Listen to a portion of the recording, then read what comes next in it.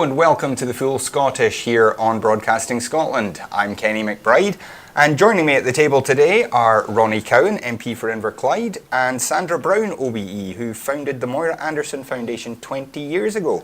And how are we both this morning? I'm very well, thank you. Fine. Excellent.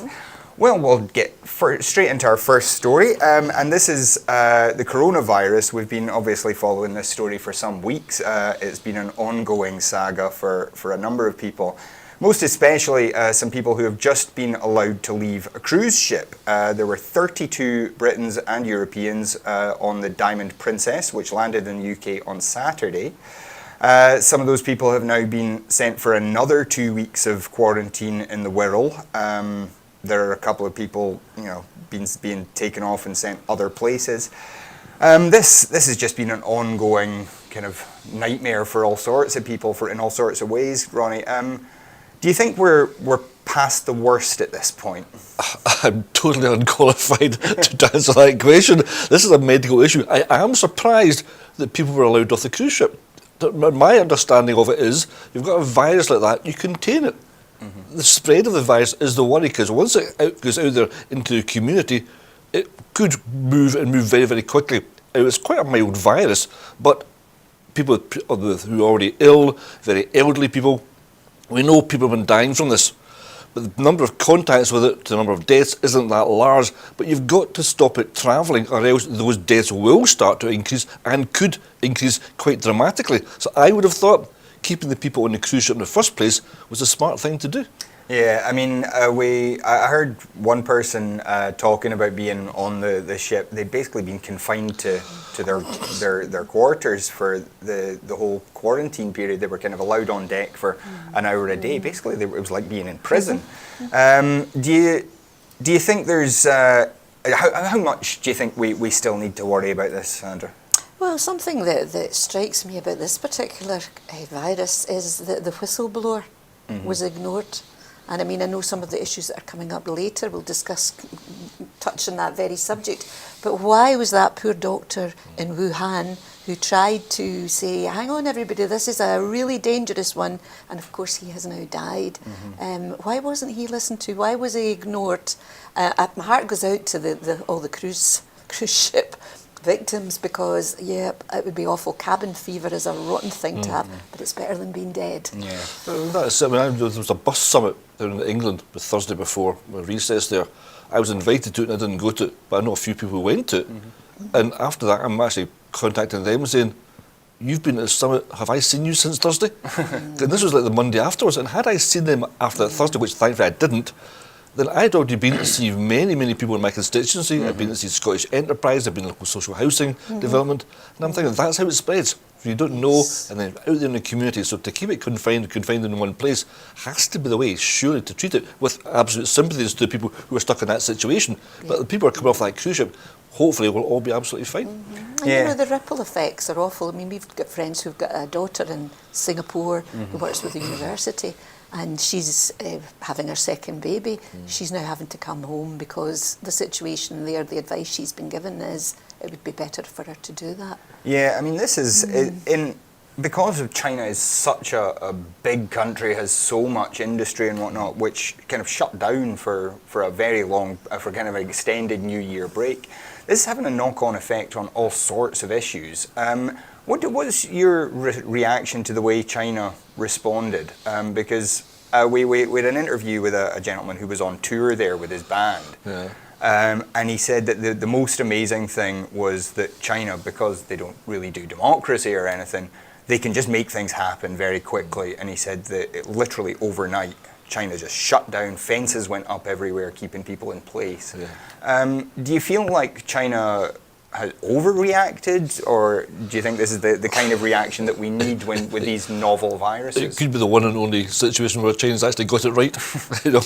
Imagine trying to do that here, but to go back to my original point, when a virus breaks out, you try and confine it in the geography that it's in at that moment in time. China, for whatever reasons, have got the situation where they can physically do that. I've seen footage where streets are empty and people are out spraying them from the back of motorbikes and stuff. You couldn't do that in our environment. For lots of good reasons, you just could not shut down people like that.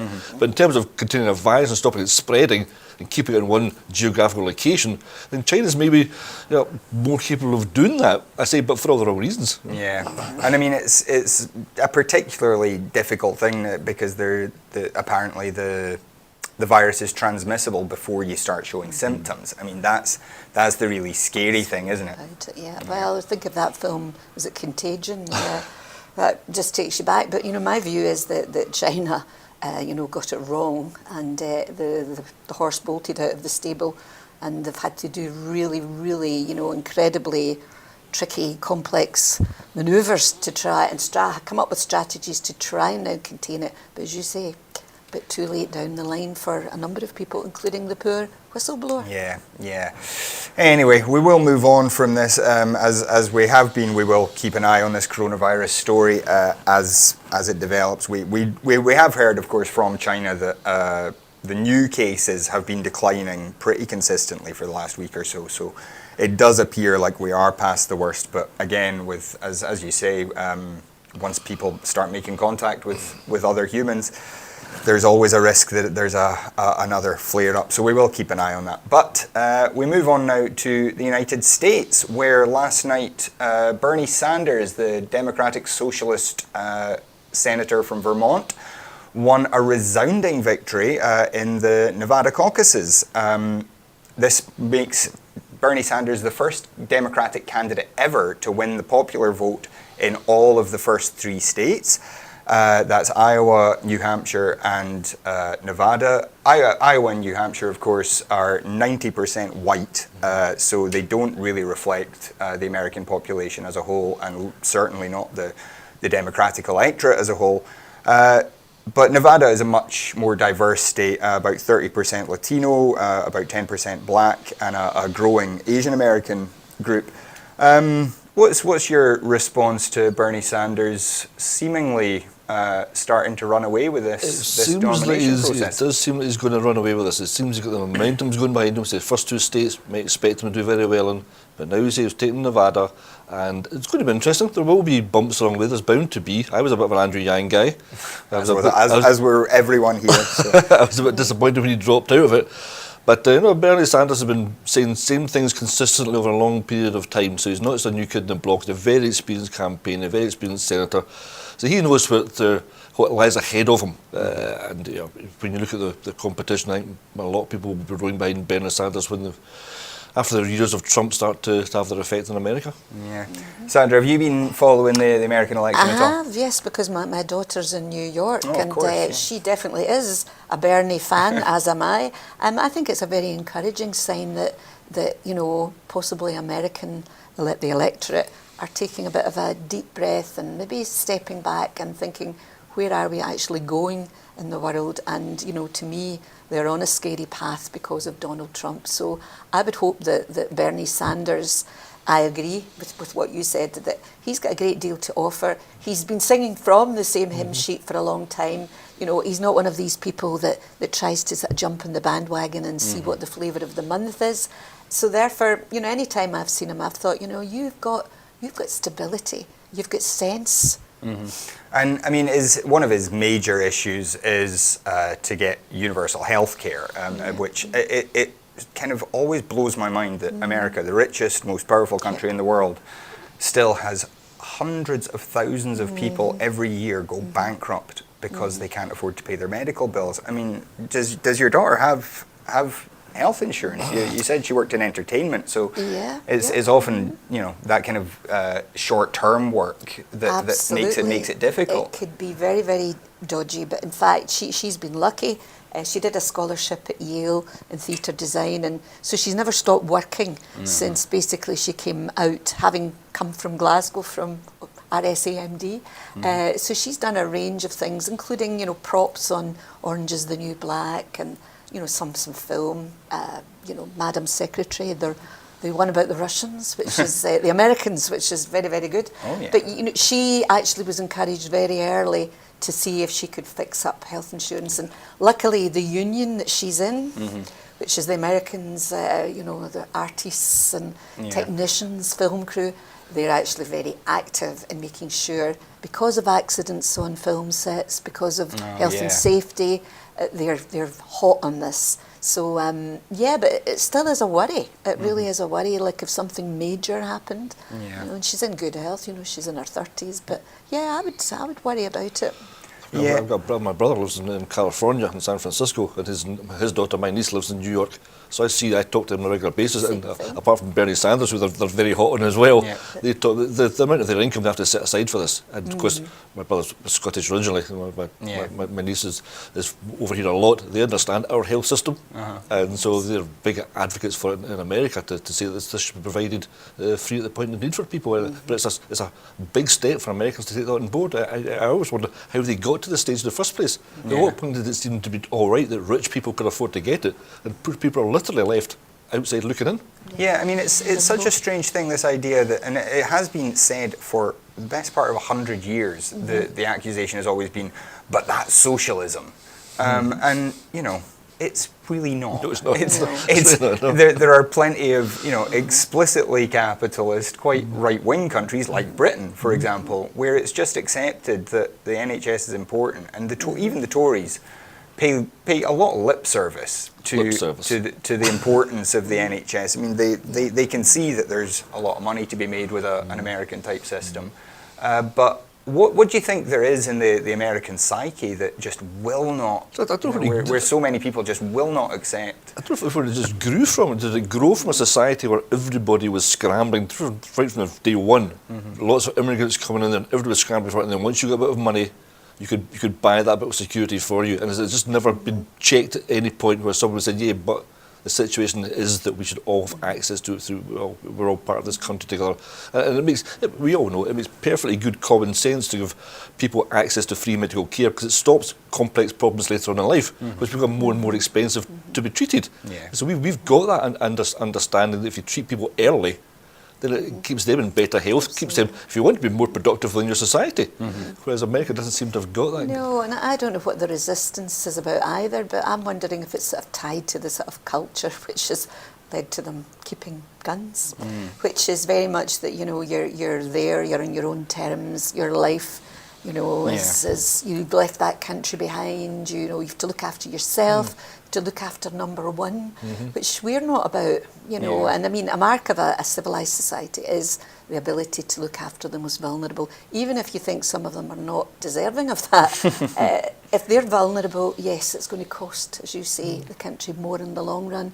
But there's this resistance, and it's about, don't tell us what to do. Yeah. I mean, one of the ones that always blows my mind is, I mean, I have diabetes, and the people that have to ration their insulin because they just can't afford it. I mean, that thought to me is just, and as you say, that leads to all manner of serious complications a lot further down the line. It's a really interesting one. Of course, we still have South Carolina next week, and then Super Tuesday the week after. And Super Tuesday will see Michael Bloomberg, the 12th richest man in the world, 12th richest person in the world, I should say, although I don't think there are any women in the top 10. He enters the race.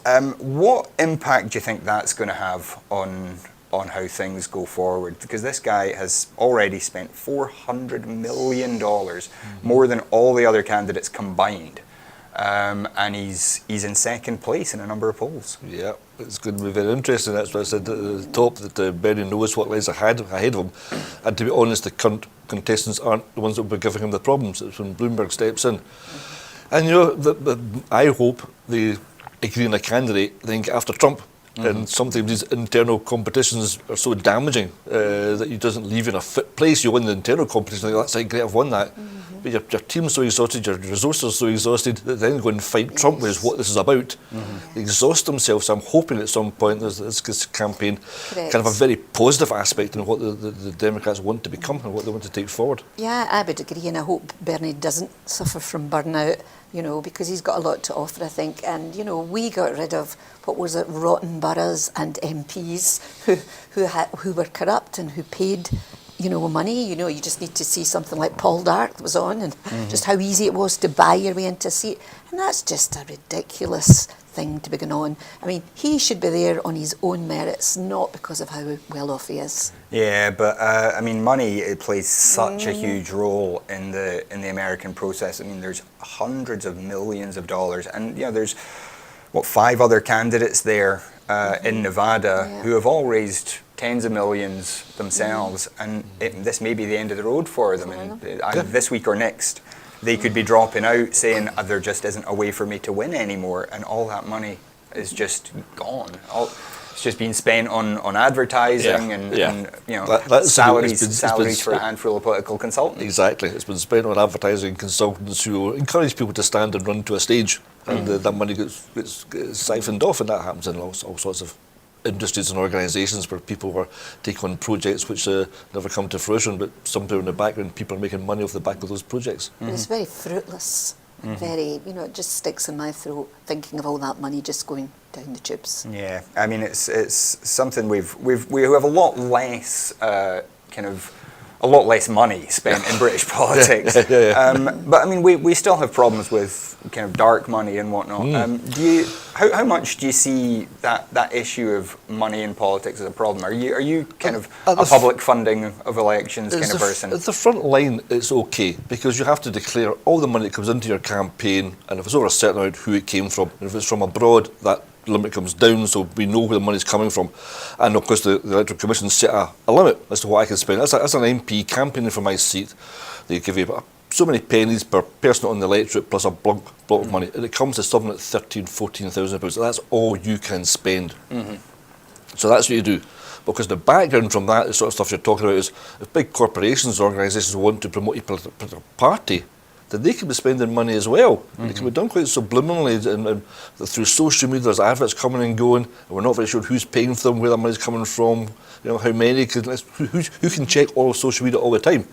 And yet people are being targeted through their social stream. So you express an interest in something, then those adverts are going to latch onto you, and you're going to be bombarded by that. And there's plenty of influence, plenty of evidence to suggest that that's been happening, and not just from within this country. From outside this country, people who think, well, we'd rather have a Tory government or a Labour government or whatever. There's plenty of evidence to suggest that they're trying to influence that through the use of social media, and that can be big bucks. Well, you have segued very nicely into our next story, which is that Bernie Sanders was apparently told by intelligence officials in the States just a few weeks ago that Russia they have identified Russian interference in order to try and boost his campaign. This includes social media and various other techniques that the Russians have supposedly been engaging in. This obviously brought out a whole raft of further kind of conspiracy theories, people in the Sanders camp who are arguing that this is just trying to smear him by association with Russia. He's always been, people have always said he was answering to the Soviets anyway. But there's also this question of why, if we assume that the Russians still want Trump in charge, in which case why would they be also supporting Sanders, who's arguably the most likely to beat him? What's your feeling on all of this? I think this is messing with the minds of the American electorate. We attach Russia, which is still seen as being a big obstacle to many Americans, and we attach them to Bernie Sanders. I mean, it happened here with Corbyn. Corbyn was attached to Russia. He was a KGB agent, or whatever they're talking about. And you just got to plant that seed of doubt in some people's minds, and then you nudge it along for a process of time, but it undermines them as a position of a person in a position of authority that you can actually trust.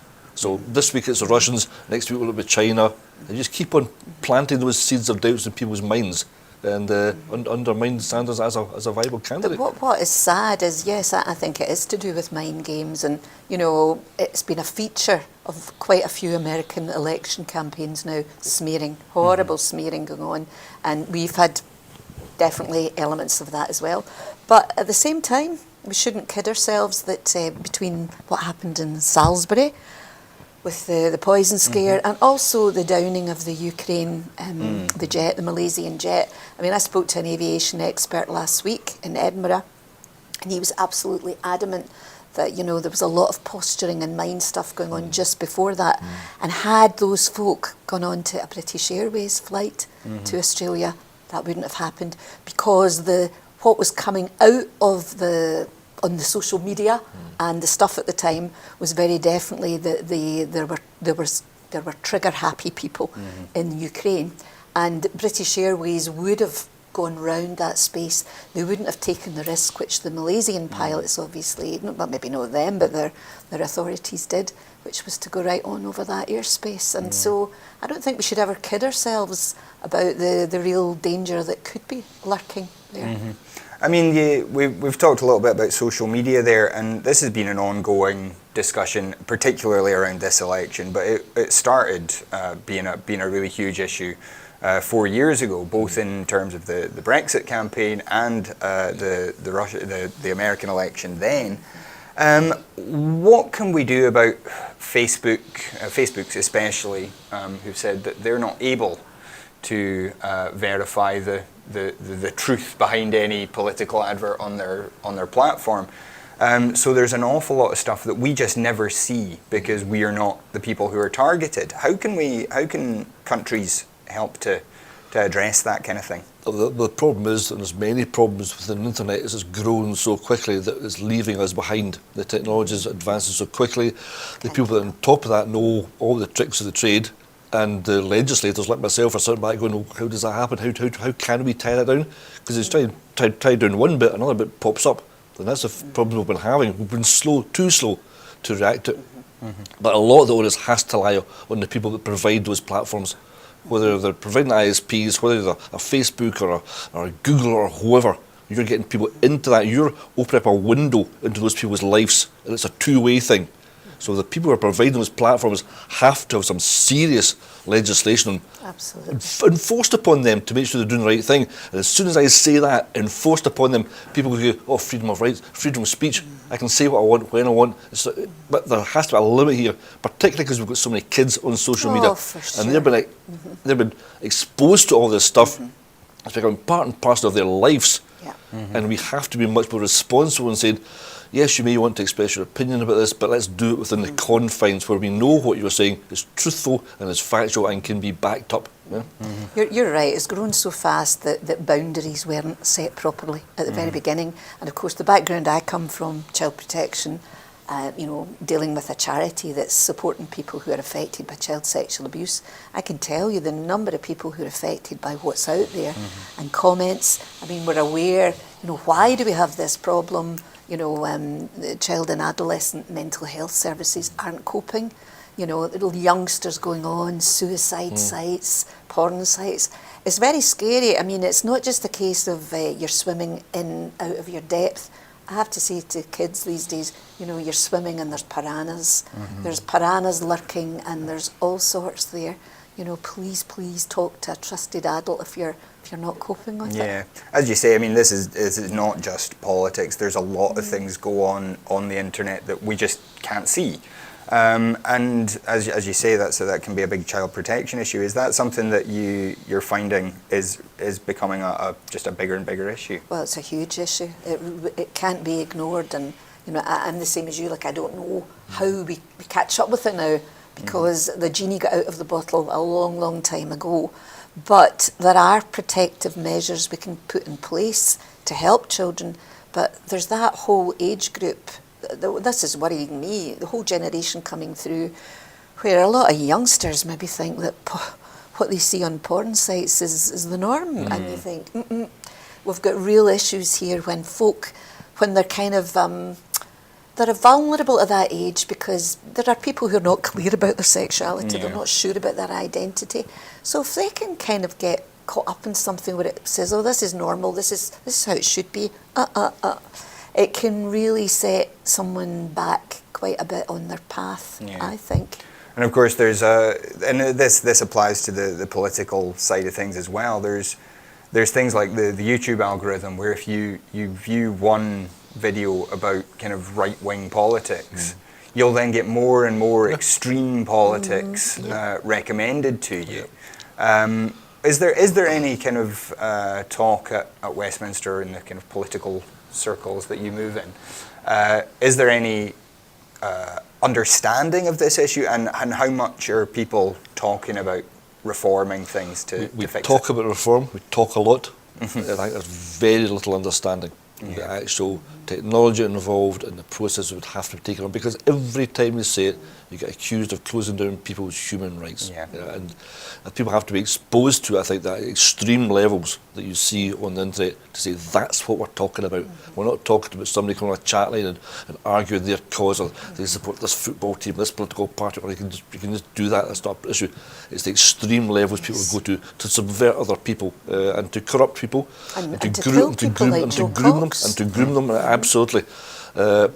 And getting to that level, but there's a dearth of knowledge as to what could possibly be done. And I don't even think it's a technological thing. You're talking about algorithms. I think it has to be a legal thing. We cannot keep reinventing the legislation, because the technological companies will move ahead of us all the time. That's what they do. So we have to be clear in the legislation that spells out to them when and where they will be prosecuted. And it's not like a clever technical tweak they can do to comply with the word of the law but get around it. They have to understand, they either go by what's legislated for in terms of how they access people, the messages they're giving to people, even the things at the times of day that are approaching people in. So they'll do it when people are they'll deliberately do it when people are at their most vulnerable, which could be the early hours of the morning and things like this. And you say, what right have they got to follow up on me if I click on an advert for a new suit? You know you're going to have adverts saying shop here, shop here, shop here. That's at a very trivial level for me.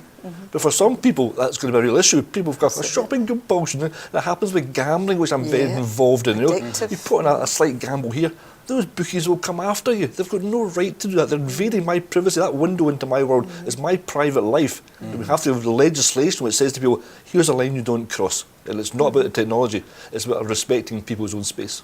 And I would never have Alexa, for instance, in my house.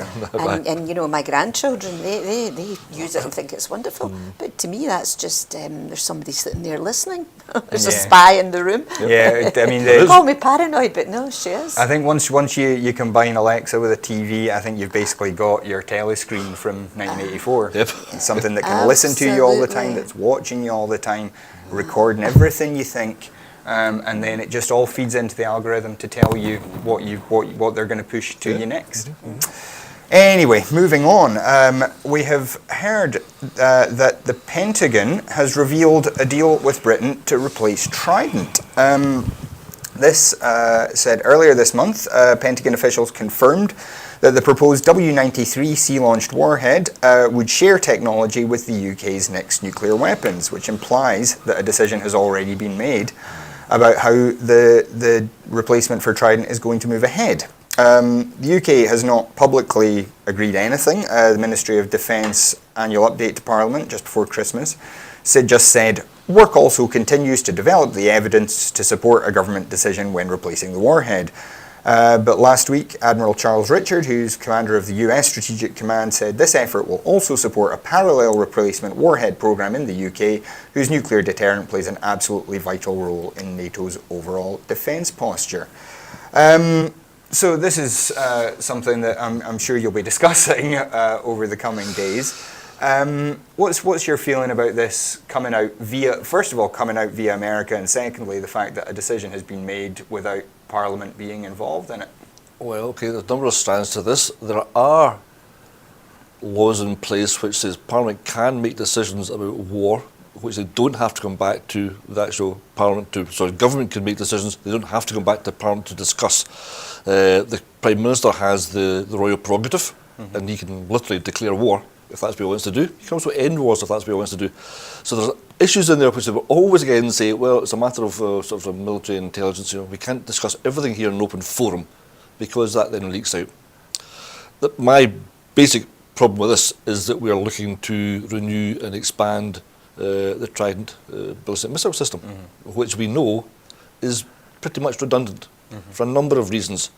Warfare's moved on. The next warfare, someone once said, how will the Third World War be fought? And they said, I don't know, but the fourth will be with sticks and stones. Well, I think the third one's going to be fought as a cyber war. It's not going to be, thankfully to some extent, a case of hundreds of thousands of people being slaughtered, as we've done previously. If they can get into your networks and they can take your power away from you, Yeah? They can interrupt your banking, they can interrupt the process, the distribution of food, then you've got problems on your own streets. And that's the areas we should be looking at. If we're going to spend serious money to counteract people we believe are going to be a threat to this country, that's where we should be looking. Submarines can now be tracked. We know they can be tracked, so why do you want to carry a ballistic missile carrying a nuclear warhead on a submarine these days? Now, I'm an MP for Inverclyde. I've grown up with what was then Polaris and now Trident, literally across the water from where I live. I see these submarines coming and going all day. Yeah? They're out there doing their manoeuvres, so they're a very real thing to me, which I grew up accepting. We had American servicemen in and around the town when I was a kid growing up. That was a very exciting thing at the time. It was quite glamorous. It was the days of Elvis Presley and rock and roll. We had these Americans, sailors out there who had chewing gum and all that. It was great. And then one day you realise what's actually happening here. That when you see the thing that says, if a nuclear war should break out, you're the first target. And Inverclyde, we're dust. It's as simple as that. But beyond that, you poison the watershed. The life as we know it on this planet would not exist. So why? Who would want to progress this and say, this is a good way of spending money now? And it's all about the munitions factories. It's all about the money. We go back to projects we talked about earlier on, where a lot of people make a lot of money from it, and nothing actually happens. This is what's happening here. We've got to renew what we've already got, so we spend billions, £200 billion on doing that, with the idea that we'll never ever use it, but it's still going to make a lot of people very, very rich in the process. And I've got serious concerns as to who's behind this, what deals have been done, what are we getting from the US if we're allowing them to do this right now? Is this how we open up trade routes into the United States? Right. It's abhorrent. To me, it's sounding like wheeling and dealing's going on. It's obviously not the smoke screen that Boris Johnson's bridge to Ireland is, which is meant, I think, to distract everybody. It's just so, surreal that he came up with that one. But this is a bit more worrying because this looks as if there's a lot to it and that there's already deals in place. So that's very scary, and I don't see the point of us bristling with weaponry and warheads, particularly not in Scotland. We like that at Westminster. There's very much a military overtone to a lot of things. If a member of Parliament is an ex-serviceman, they're always referred to as the gallant member. The MOD is one of the nearest buildings right to Westminster. They come and go all the time. There's still this tie about the Empire, about Britannia, about our place at the top table, and it's very militaristic. Correct, and I saw yesterday 1917, and I came out saying that to my husband, the men who were sending the guys over the top. This, there was this very Eton attitude and gallant, as you say, and not prepared to really listen to the normal troops, the ordinary folk. So, it's worrying. It does kind of run into our next story, which is the exciting news that blue passports are back.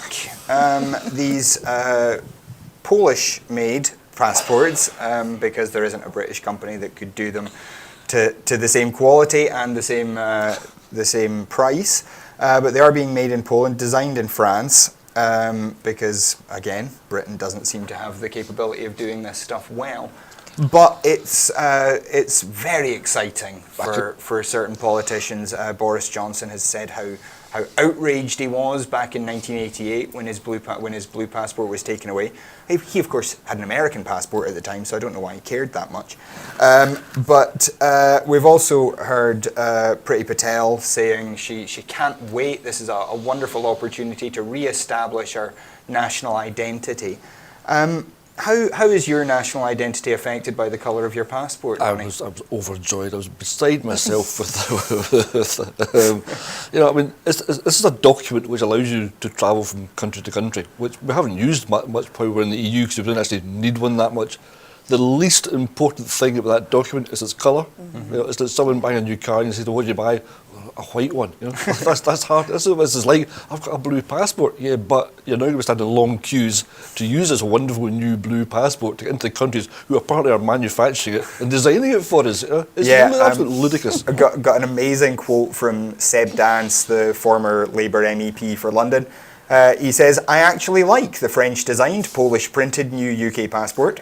Of course, the previous one, which allowed Brits the right to work, study and retire freely across their own continent, was probably more useful. And this is another indication of the UK kind of seemingly being a lot more interested in symbols than substance. Icons and symbols. What is say it's a red herring, except it's blue. I mean, Priti Patel talked about this restoration of national identity.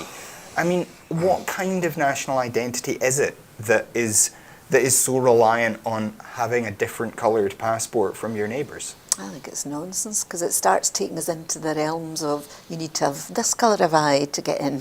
We're going to be looking at your irises, and by the way, if they're not blue, you're not getting in. So the whole thing, I just think this is a nonsense. And it makes you think you're reading like history from the 1800s about Britain going into this isolationist mode and being, I can't remember, there was a phrase for it, about the old man of Europe or something, and stepping back, not getting involved. Well, sorry, things have moved on. I agree with what you're saying. It's a piece of paper, it's a document. It's like getting married. It might matter to you. Does it matter what colour of paper it's on? No, I don't think so. The main thing is about getting the signature, the stamp, and the means and the legislation to go through a passport, do what you want to do. So I don't know, they're getting bound up in all sorts of silly, meaningless red tape that's unnecessary. I mean, it's to a certain extent, I've always thought that Trident is the same thing. It's a symbol of Britain being special and important and whatever, rather than actually having any strategic value. You've seen in the sort of advertising campaign that the governments or UK government are running, and they literally stick a Union Jack on things and make this. It's more wonderful because it's got a Union Jack on it, which is we make some great stuff throughout the United Kingdom and all different countries, and they are truly great things. But sticking a flag on it doesn't make it any better. But they've got to this identity. There's 82 countries that use blue passports. What's the big deal about us having a blue passport? The point is, we want to make it blue. Look at that, we've made it blue. Aren't we great? Yeah, we won't have Brussels tell us we can't have blue passports, which in fact Brussels never did. No. If we'd wanted blue passports 20 years ago, we could have had them. We just decided that we weren't going to. I mean, Priti Patel generally has been interesting. We've got all sorts of immigration issues coming up this week as well. The changes to the immigration criteria that would leave, me definitely, I wouldn't get in. There are any number of my friends, family, people I've worked with who wouldn't get in either. I did see a wonderful meme. As I said, let's figure out the difference between low paid and low skilled. And it was low paid, a picture of a nurse, low skilled, a picture of Priti Patel. Which I thought really kind of highlighted what the issue is. This limit of £24,000? 25,600. Yeah, 25,600. Would rule out nurses, all sorts of AHPs, physios, radiographers, all those kind of things. Virtually all care workers, and these are all fields where we rely quite heavily on non-native labour. This is in the back of the MAC report, which was, I think it said at 30,000 originally, and they've now reduced it to 25,600. 50% of the Scottish workforce don't earn 25,600. 90% of the care sector do not earn 25,600. So how they come up with this number. But again, the Westminster government will find loopholes in this. They'll say that's for the UK, and I guarantee you they'll find some sort of London levy in there where they can say, but if I want to work in London, because I'm in London 2 or 3 days a week, every week now, and every building site you go by, it's got labourers in there from other countries. These guys are working their socks off morning, noon and night. The hotel and catering sector, again, immigrants work in there. The transport systems and the healthcare systems, they will collapse without having those workers there. So what are we trying to build here? Who are we trying to kid here? At some point they're going to have to change this and say, okay, if you've got that skill and you're that worker, but hopefully not just for this area. They have to understand this is a UK-wide issue, which they've just created. Absolutely. They've just created this situation. There was no need for this whatsoever. To It's this arise. idea that we control immigration. Now, we need immigration in Scotland. The population is declining. Of You know, course. Priti Patel is the first generation. I think our parents came here from Uganda as Indian Ugandans, saved by coming to this country because of all this brutality which has been forced on them in Uganda. And she came here and she's effectively pulled that ladder up behind her. She I think it's certainly absolutely has. reprehensible. No, I would say there's a number of question marks over her judgment, definitely, because am I not right in thinking, you know, if we're saying that the transparency is really, really important from government, whatever, that this is a lady who, not that long ago, lost her job because she went off and had meetings in a country that nobody knew about. And you think, why would someone behave with that amount of arrogance? Well, she is a Tory. I mean, but there is a kind of ongoing thing there where this immigration has become such a big issue. We've seen a couple of people, Shamima Begum most famously, but there was another one just this past week.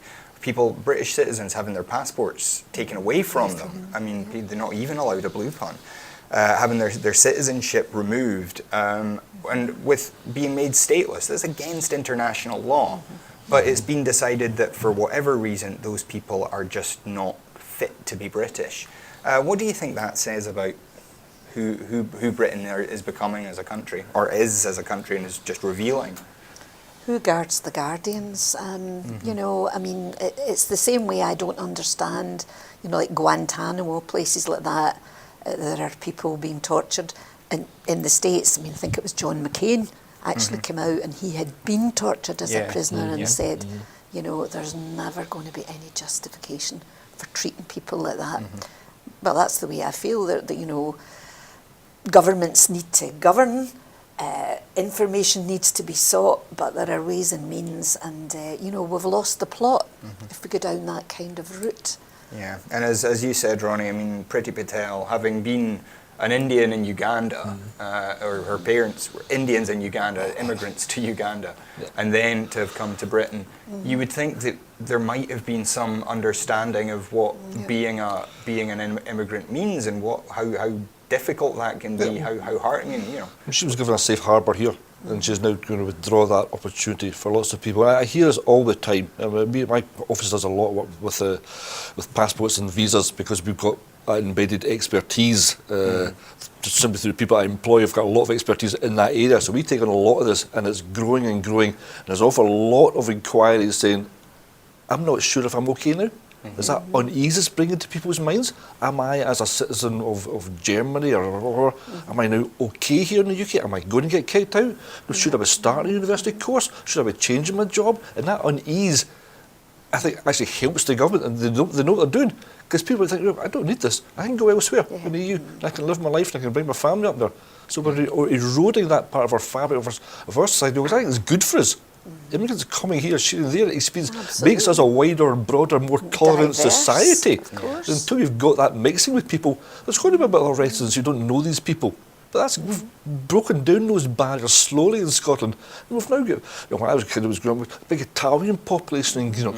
That's now part and parcel of who we are. And then the Polish in the back of that, and then Indians and Pakistanis. We've got to keep on that growing and stop placing the fear in people's minds, builds a barrier there and stops them understanding in the first place. You know? And that's part of what this is all about.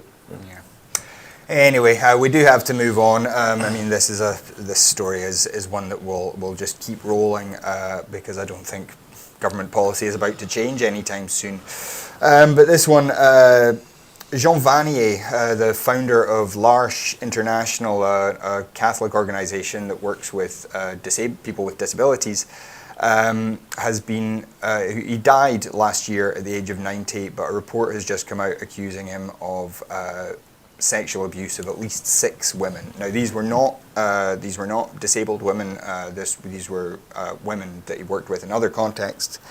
But there does appear to have been some element of using his power as a spiritual leader, although he's not a priest, as a kind of spiritual leader to be able to manipulate these women. And this obviously is a bit of bad news that the Catholic Church really didn't need. There's been so many cases in recent years of this coming out. But of course, it's not just the Catholic Church. We've seen in the Boy Scouts in America have just declared bankruptcy because they can't afford to pay out all the costs of all these settling all these cases that have arisen over the last few years. Now, as somebody who works in sexual abuse, this is a difficult thing to talk about at the best of times. What's your feeling first of all about this case?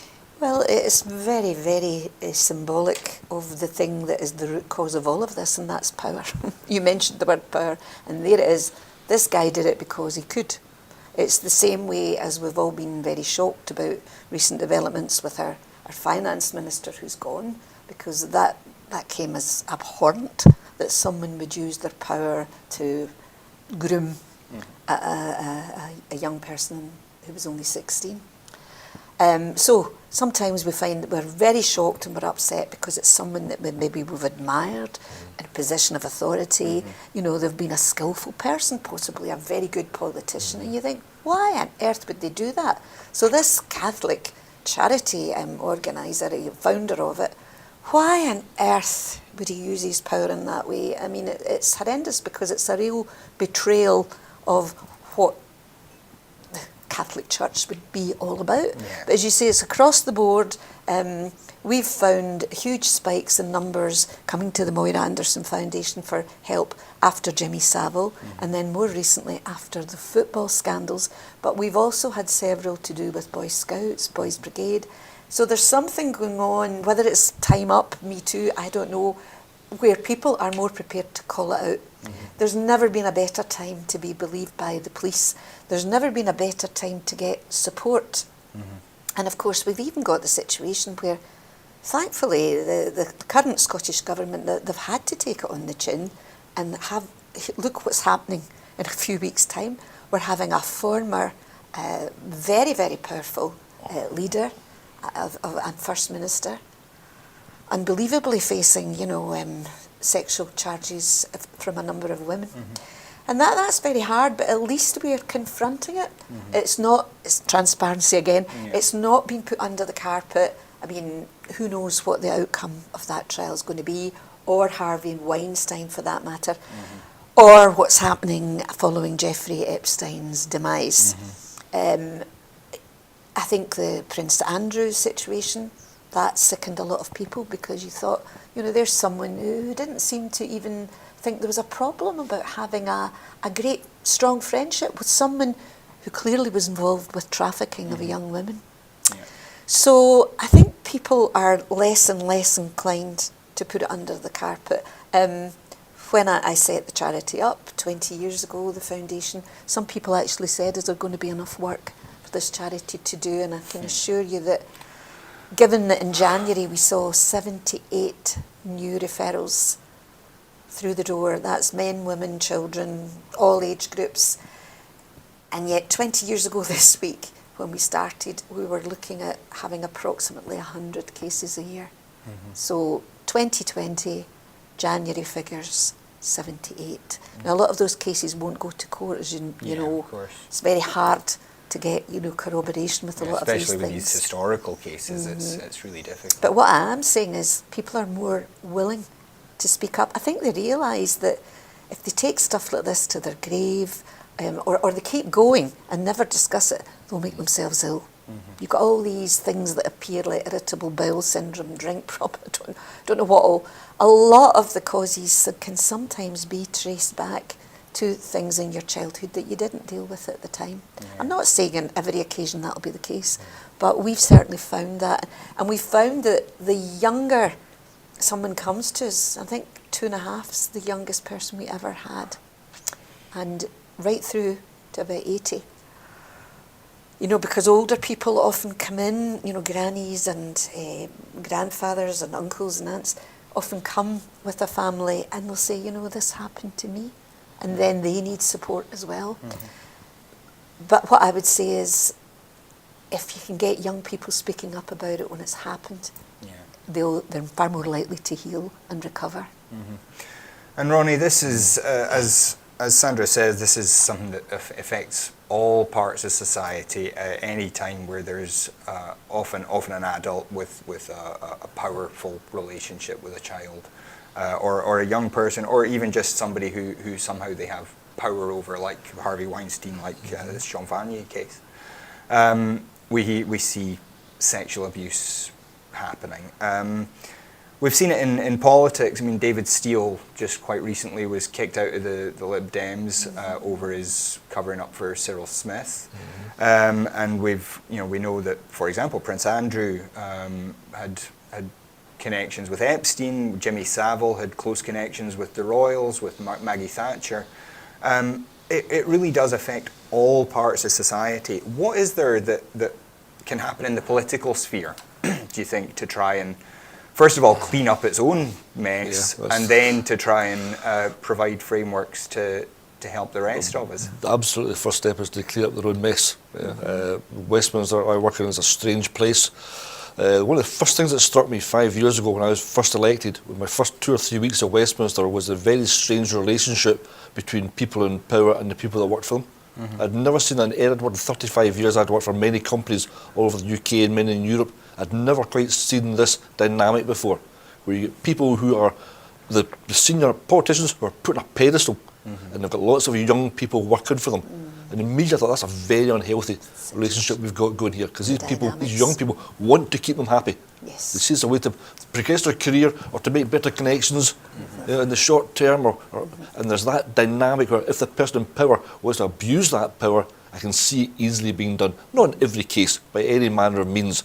There's the whole dynamics of the relationships within the Westminster and the political bubble immediately struck me. In the first couple of weeks I thought, this is a very unhealthy environment we're working in here. And what happens when cases do come forward is there tends to be this desire to come together and close it down, because you don't want to challenge the establishment and make people feel nervous about that. So cases which should have come forward and been prosecuted will have been pushed to the side. People who wanted to step forward as witnesses will have been encouraged not to. It's not good for your career to step forward and do this, and doubt will have been put in these people's minds. Hopefully what's happening now is that support networks are in place, and we're changing the rules within Parliament as to how these things work. So hopefully the people who do feel, maybe they've not been abused yet, but maybe they feel that somebody's been bullied to an extent and they can see the way it's going, have got the courage to step up and say, I can step forward and say, I've got an issue with my boss or somebody else within the office even, and not feel as if it's going to fall back on them. So we've got to change that working relationship within Westminster. Legislation is also hugely important, obviously, because we're going to look at the wider world. But one thing I'd always appeal to politicians is, in situations like this, go to the outside world and talk to the experts. We won't solve this problem. We've not got the working knowledge to solve this problem. We're part of this problem. So we've got to go to the experts in the fields out there and say, okay, fine, what do we do here in terms of educating children from very early ages in the correct manner so they can recognise what's inappropriate and empower them to speak up to their school teachers.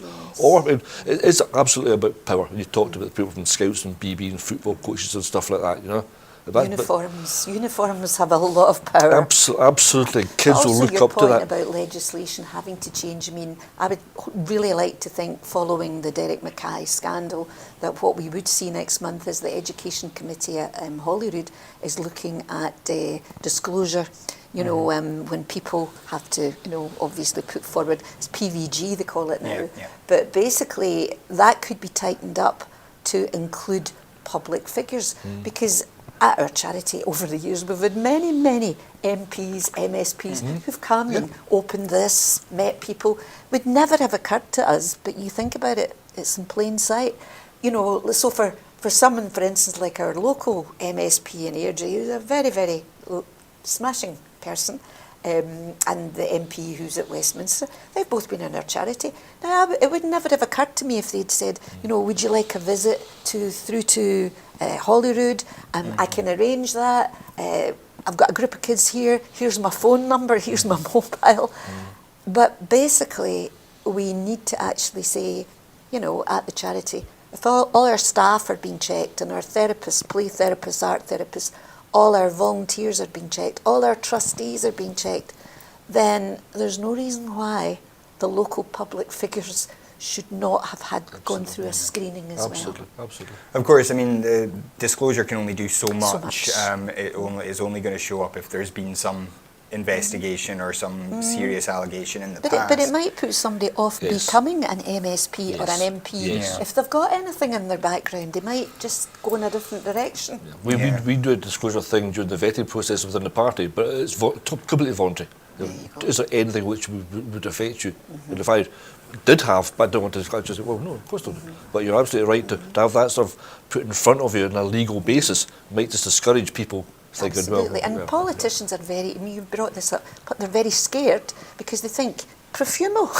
We've just had Christine Keeler on you know, the BBC.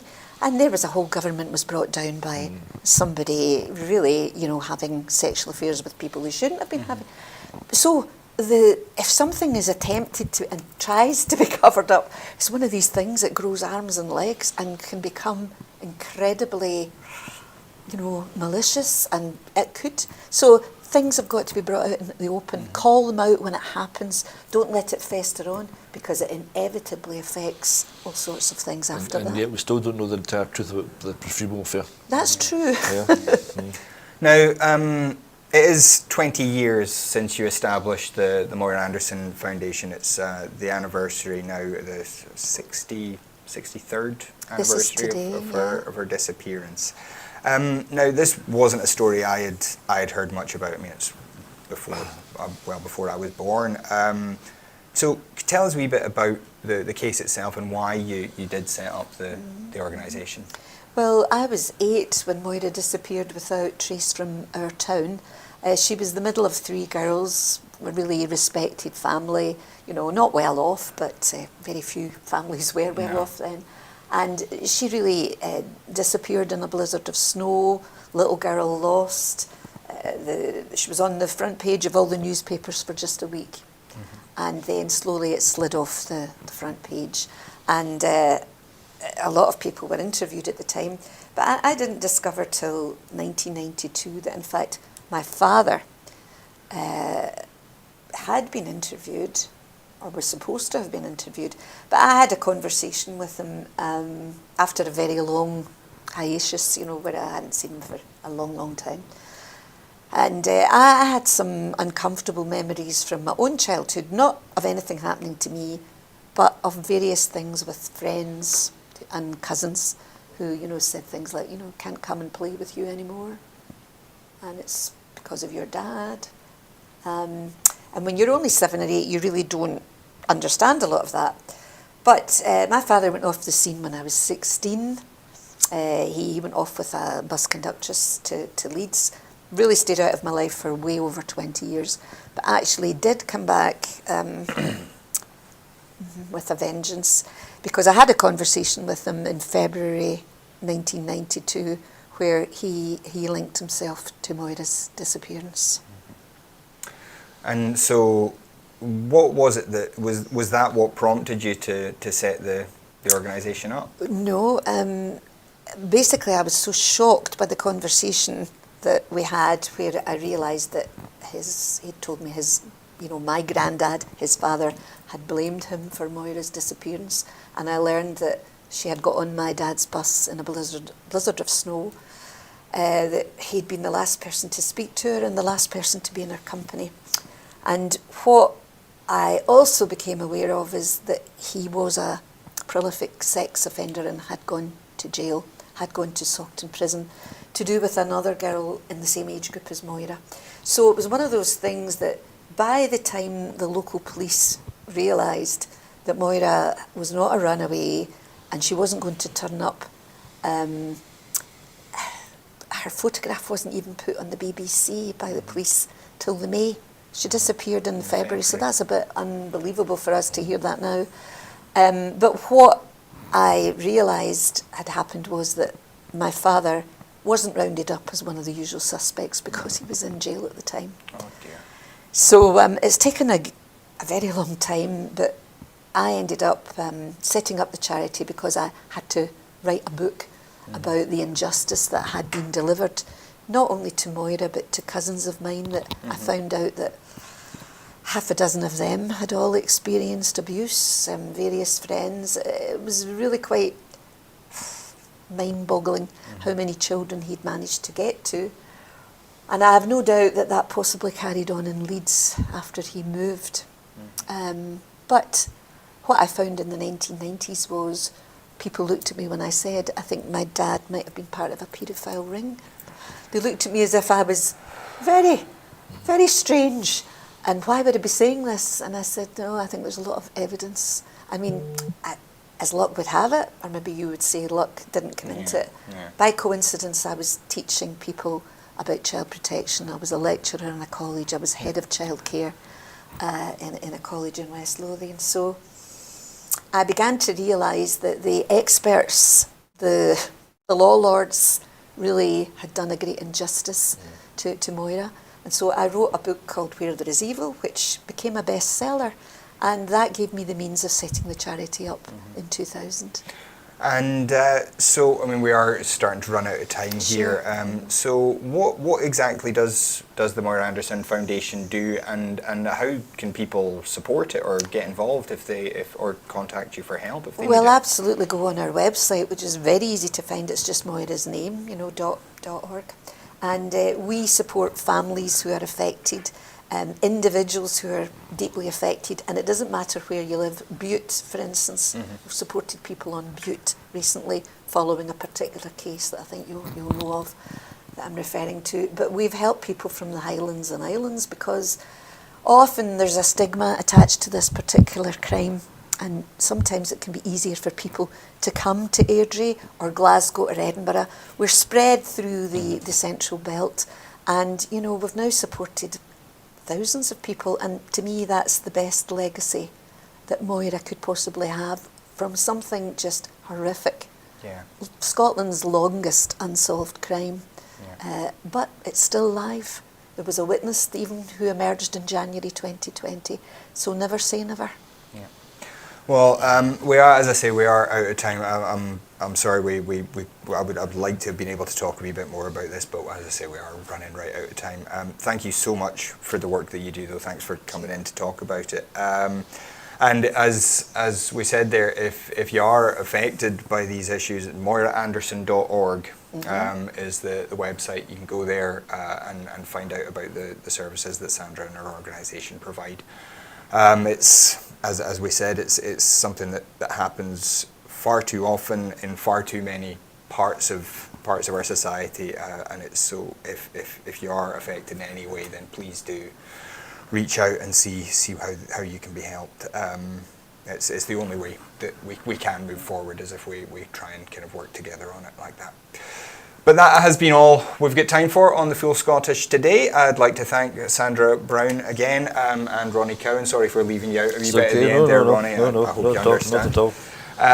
We will be back as normal tomorrow with Scotland at 7. Until then, if you have enjoyed the show, if you enjoy what Broadcasting Scotland does, then do please go to broadcastingscotland.scot/register to sign up as a supporter.